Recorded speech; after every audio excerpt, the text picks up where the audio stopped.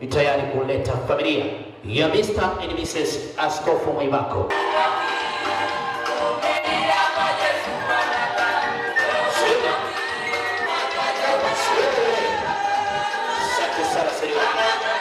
Jamani, niseme nisiseme, niombe hiyo njia iwe wazi. Tuje huku mbele, tunawapokea familia ya bi harusi leo.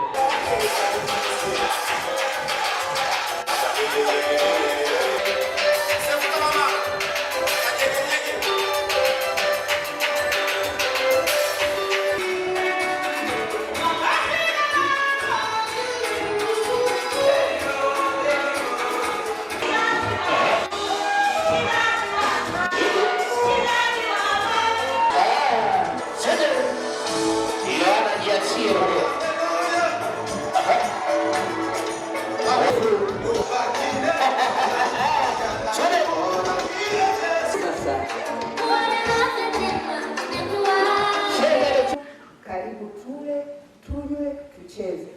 Asanteni. Mmemwona hapa mbele ni mke wangu mpenzi, ana jina fulani la Kiingereza, anaitwa Ndigwako.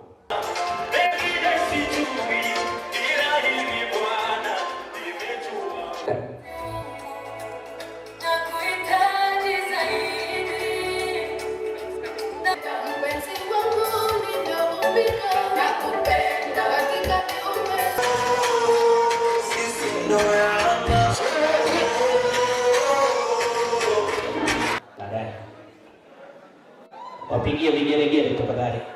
Maafaki.